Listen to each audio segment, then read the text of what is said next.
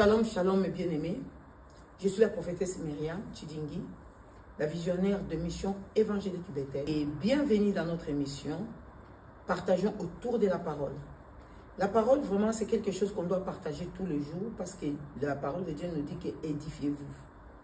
Et là, nous sommes aussi en train d'édifier quelqu'un. Aujourd'hui, je ne suis pas toute seule.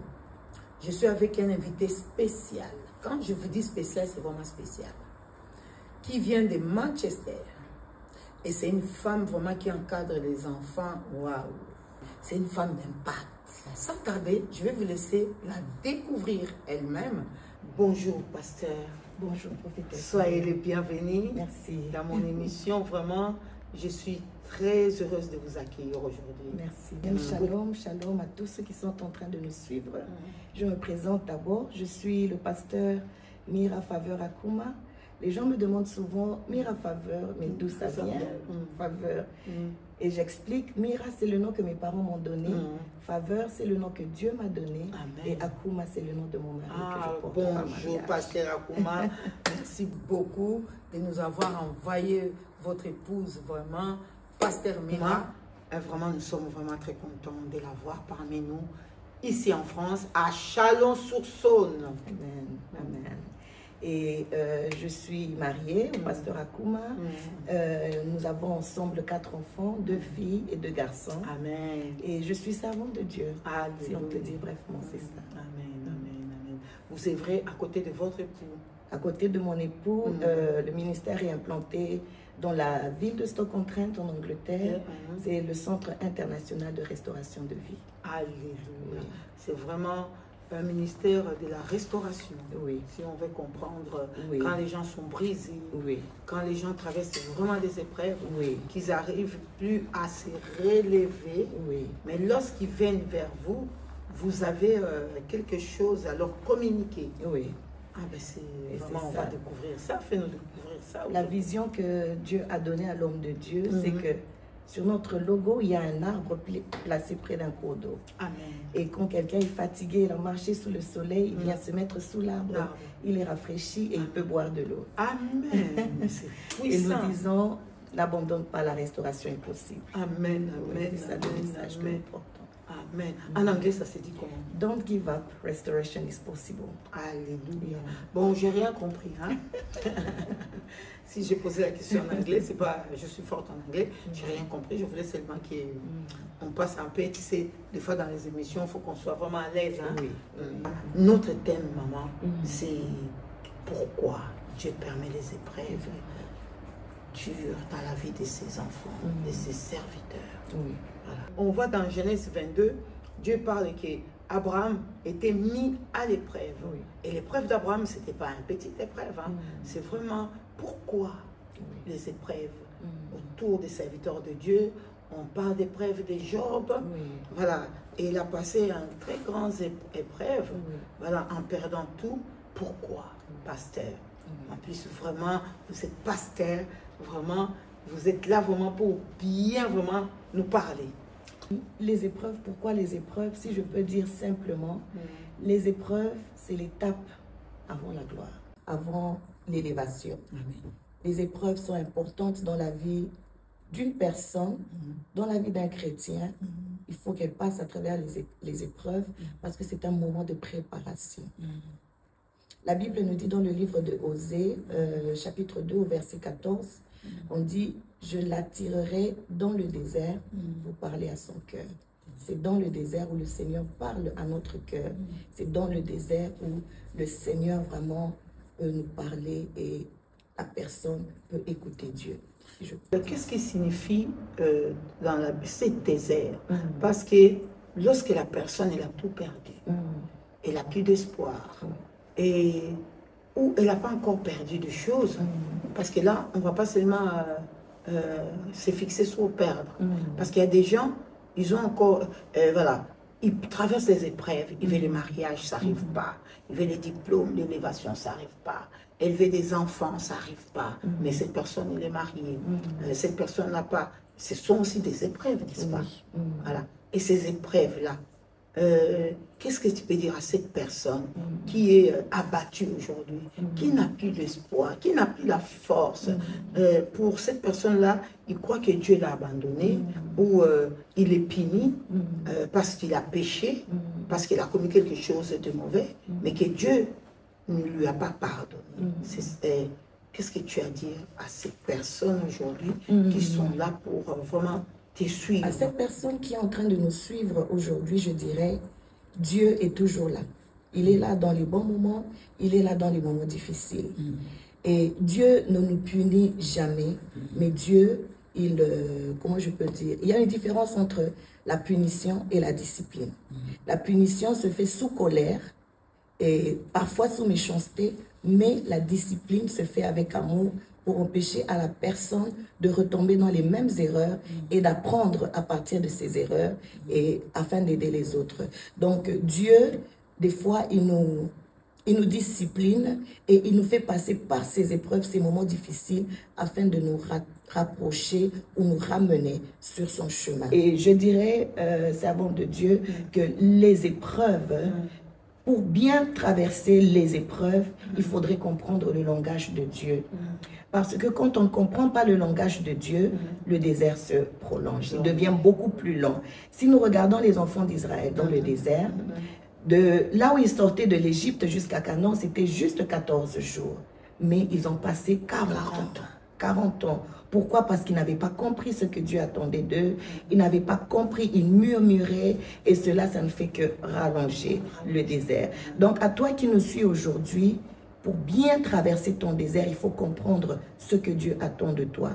Et marche avec Dieu, vois les choses comme Dieu, écoute comme Dieu, et tu verras que ça va raccourcir le temps de tes épreuves. Mais ça veut dire, vous avez dit quelque chose de très important. Les enfants d'Israël, quand ils ont sorti de l'Égypte, c'était comme un vaches de 14 jours.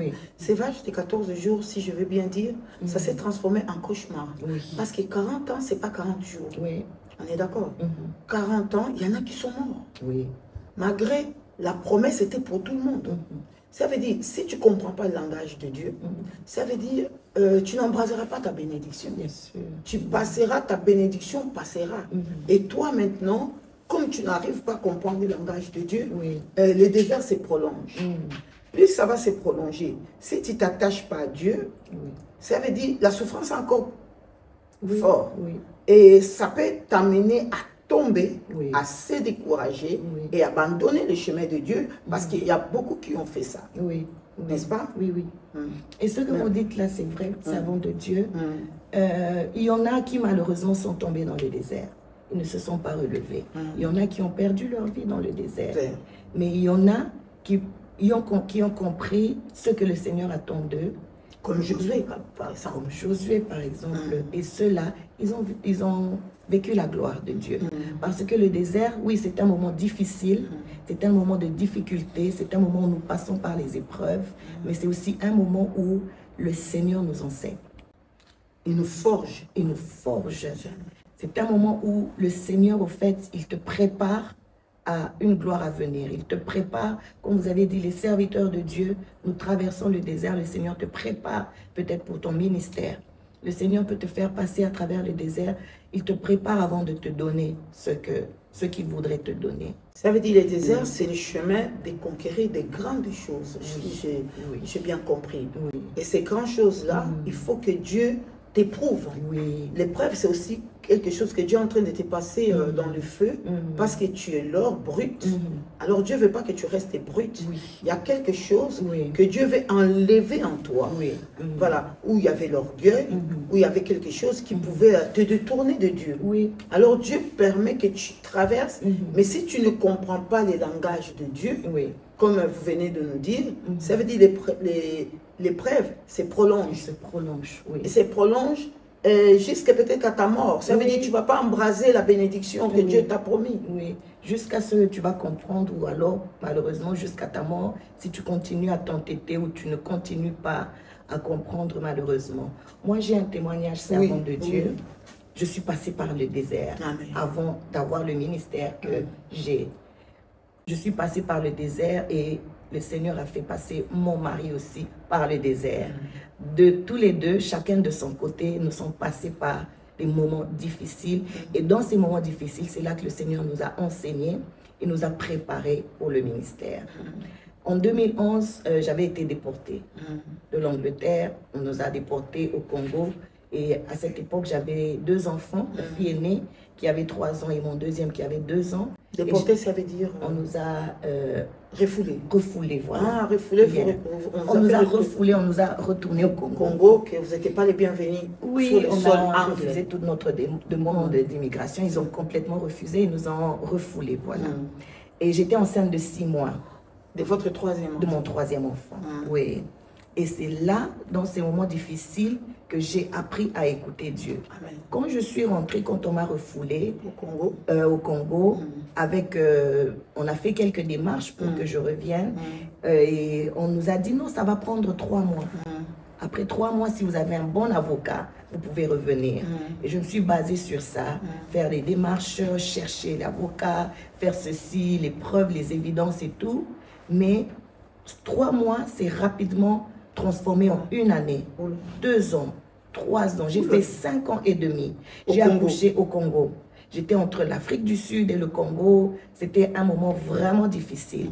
J'ai accouché mon fils et il n'avait jamais vu son père jusqu'à l'âge de 5 ans et demi quand nous sommes revenus, le 3e. Oui, épreuve, hein? Oui, c'était une épreuve. Quand on parle des épreuves, oui, ça c'est une épreuve. C'était une épreuve vraiment difficile. Alors il y a quelque chose que ma belle-mère me disait toujours. Elle dit, tu dois comprendre ce que Dieu veut te dire. Ta belle-mère, ma belle-mère, elle est croyante. Elle est croyante, elle est pasteur. Amen. Elle est pasteur. Je salue vraiment, je bénis le Seigneur pour sa vie, parce que c'est elle. La première fois que j'ai touché un micro pour conduire la prière, c'était dans son église. Amen. Elle a cru en la grâce que Dieu avait mis en moi. Elle a commencé à me pousser. Et je dis toujours, je suis aujourd'hui ici, c'est parce qu'il y a elle qui m'a poussée. Amen. Elle a cru en moi. Si ce n'était pas elle, j'allais peut-être être cette femme négligente, insensée, et peut-être aujourd'hui perdre mon mariage. Oui.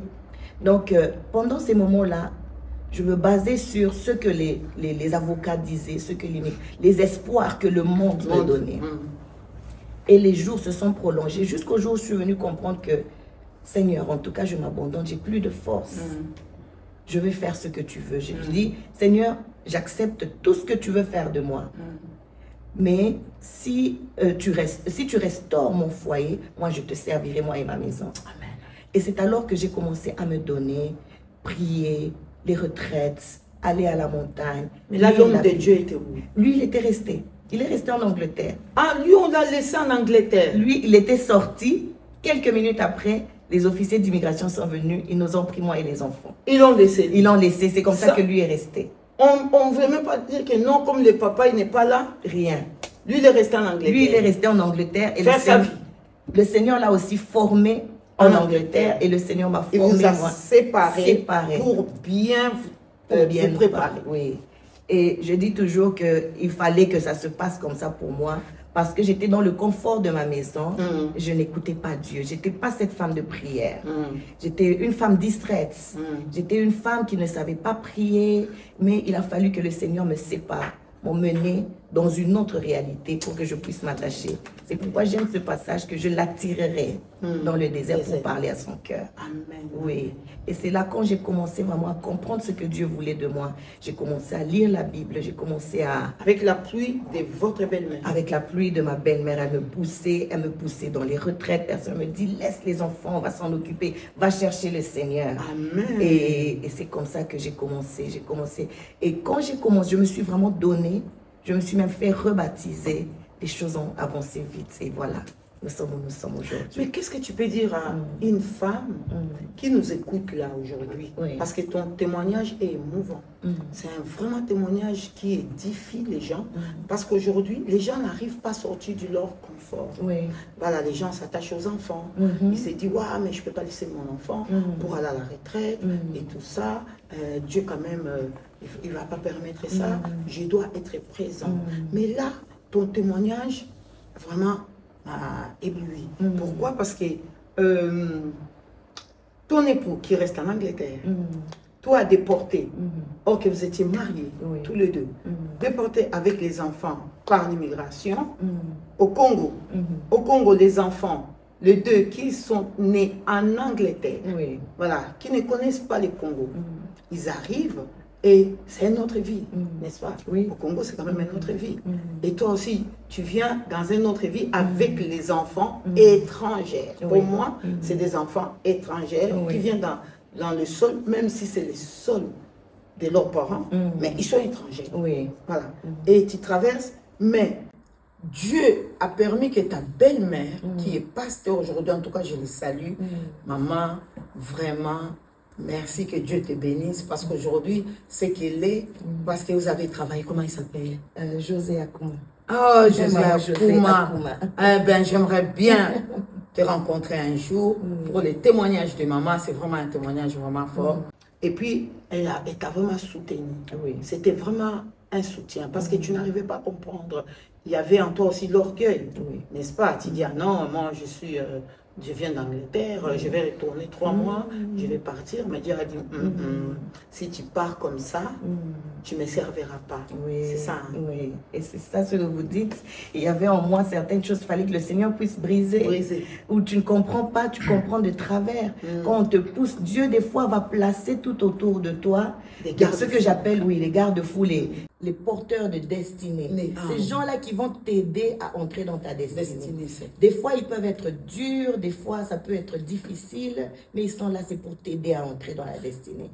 Ça, c'est une bonne question aussi. Je vais répondre là-dessus. Parce qu'il y a des gens aujourd'hui, de nos jours, ils n'aiment pas ces porteurs qui t'amènent dans ta destinée. Ils croient que tu es dur. Pourquoi tu fais ça? Qu'est-ce que tu as à dire à ces gens? À ces gens-là, je dis, il faut savoir, comment je peux dire, il faut savoir comprendre le langage de Dieu. Ce n'est pas tout ce que nous voyons qui est ce que nous croyons. Parce que il y a des fois, tu peux traverser une situation. Donnons un exemple, prophétesse, je viens à l'église et vous êtes dur envers moi ou vous me faites une reproche sur quelque chose que je fais. Je suis membre de l'église. Mais le Seigneur est en train de vous utiliser pour me tailler, me façonner, pour m'aider à grandir dans la foi.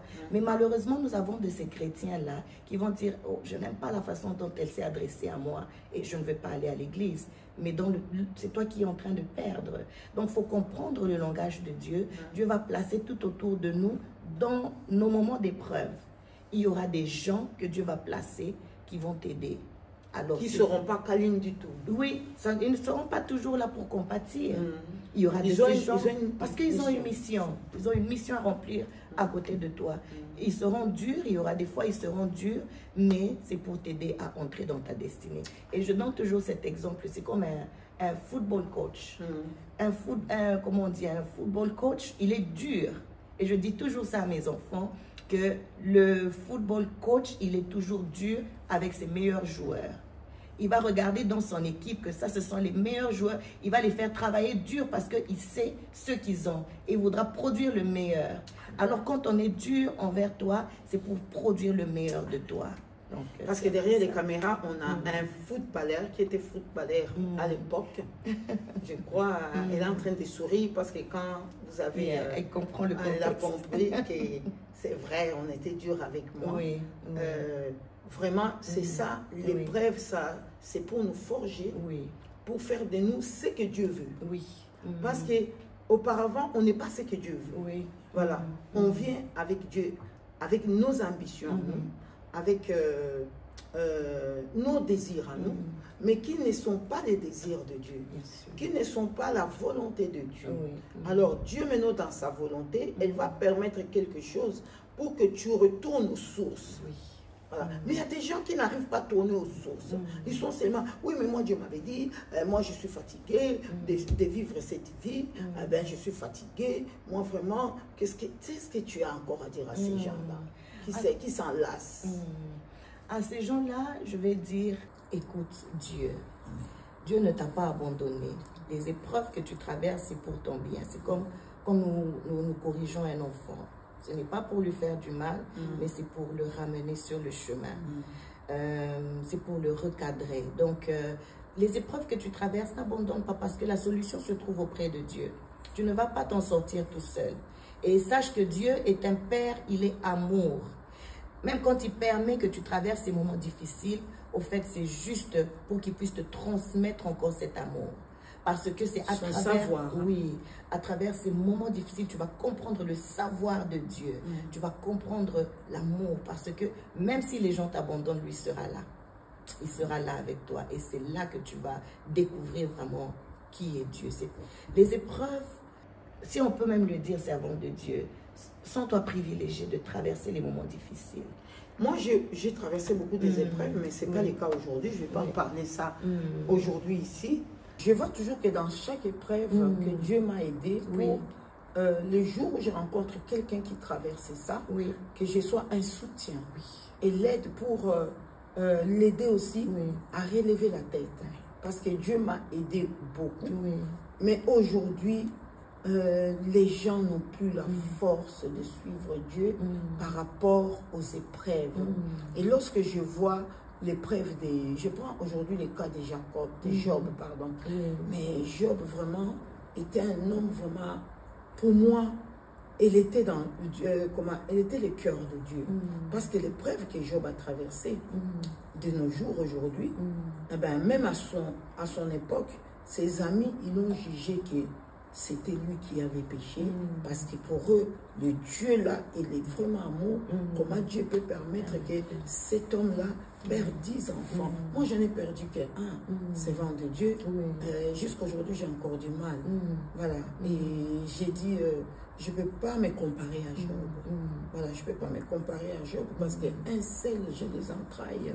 Quand je parle même, il y a des entrailles, là, ça bouillonne. Voilà. Et tu te dis, mais Seigneur, qu'est-ce que je fais? Pourquoi cette épreuve? Tu ne pouvais pas changer cette épreuve, faire autre chose à la place. Voilà des questions. Moi, j'ai dit des fois des questions qui me font, Seigneur, pourquoi tu n'avais pas changé? Tu avais le pouvoir de changer. Seigneur, tu étais plus puissant. Le Seigneur a vaincu la mort. Il a vaincu toutes ces choses-là. Mais dans ces moments-là, servant de Dieu, moi, j'ai besoin et tu me parles. Les épreuves, c'est un domaine très complexe. Parce que les épreuves sont différentes. Il y a quelqu'un, peut-être ça peut être une épreuve financière. Il traverse des moments difficiles et il n'a pas l'argent. Et à travers cette épreuve, le Seigneur veut lui parler, par exemple. Il y en a peut-être, ça peut être le mariage. Il y en a peut-être, il cherche le fruit des entrailles, il cherche à avoir des enfants. Le boulot, il y a différentes épreuves. Alors, le domaine des épreuves, c'est complexe. L'épreuve comme la vôtre, il y a certaines épreuves qu'aucun mot que les hommes peuvent apporter peuvent vous rassurer, vous encourager. Il y a ces épreuves-là, il n'y a que Dieu. Et quand nous vous voyons aujourd'hui, servants de Dieu, nous pouvons voir l'amour de Dieu à travers vous. Parce que vous vous êtes attachés à Dieu à travers cette épreuve et il continue à vous soutenir, il continue à vous encourager. C'est mon bouée de sauveteur. Même si les hommes viennent et peuvent vous dire tout ce qu'ils peuvent vous dire, tous les beaux mots, tous les gens de prière peuvent vous rassurer, vous encourager. Il y a ces épreuves-là, il n'y a que Dieu. Et quand nous vous voyons aujourd'hui, servants de Dieu, nous pouvons voir l'amour de Dieu à travers vous. Parce que vous vous êtes attachés à Dieu à travers cette épreuve et il continue à vous soutenir, il continue à vous encourager. C'est mon bouée de sauveteur. Même si les hommes viennent et peuvent vous dire tout ce qu'ils peuvent vous dire, tous les beaux mots, tous les gens de prière, mais si ce n'est pas l'amour de Dieu qui couvre votre cœur, ça sera difficile. C'est pourquoi je dirais, quand on parle des épreuves, c'est vraiment complexe, c'est vraiment difficile. Je peux me tenir là, mais il y a une femme derrière la caméra, une femme... Comme on commence à chiter, qu'est-ce que tu as à dire à encourager quelqu'un qui est en train de traverser des moments très difficiles, qui n'a plus le courage de prier, qui ne veut même plus entendre parler de Dieu, parce que je vis des gens qui ne veulent plus entendre parler de Dieu. Ils ont pris Dieu... Dieu est devenu leur ennemi. Voilà, qu'est-ce que tu as à dire à ces gens ou à un enfant qui a perdu ses parents de son jeune âge et aujourd'hui elle souffre parce qu'elle n'a pas de parents. Il y a une femme qui a perdu un époux, il y a un homme qui a perdu une épouse, il y a une mère ou un père qui a perdu son enfant et aujourd'hui ils sont vraiment abattus, ils n'ont plus cette force de relever la tête, ils n'ont plus confiance à Dieu. Qu'est-ce que tu as à leur dire avant de chuter? Je dirais, l'épreuve d'une personne est différente de l'autre. Je ne peux pas mesurer ton épreuve, toi qui me suis. Je ne peux jamais mesurer ton épreuve à la mienne.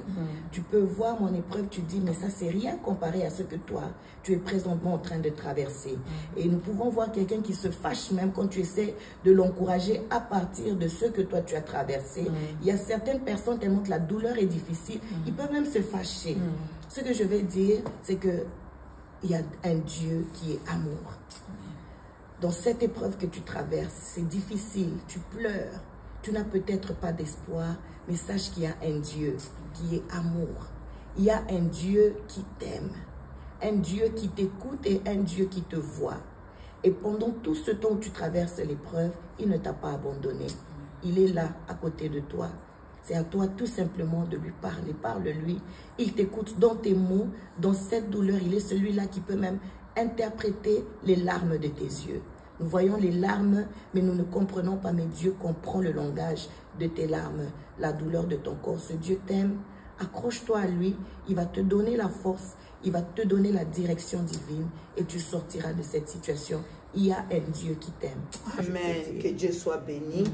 Voilà, vous avez vraiment entendu le pasteur Mira, comment vraiment il a développé vraiment très bien les épreuves. Vraiment, attachons-nous à Dieu. Car moi, je vais vous dire, vraiment, il faut s'attacher à Dieu pendant l'épreuve. Parce que la force vient qu'en lui. Voilà, la force, l'homme ne peut pas te donner la force. Et l'homme ne peut pas aussi, encombrer le vide que tu as aujourd'hui dans ton cœur, dans ta vie. Parce que quand quelqu'un part, il laisse le vide. Alors, il n'y a que Dieu qui peut encombrer ces vides-là. Il n'y a que Dieu qui peut encore donner l'amour pour que tu puisses relever la tête, pour que tu t'attaches encore à Dieu. Car moi, je te dis, attache-toi encore à Dieu et à la parole de Dieu et fais confiance aux promesses de Dieu et ça va encore se réaliser. Que Dieu vous bénisse vraiment, car à moi, on vous salue. On vous dit à très très très bientôt. Bye bye.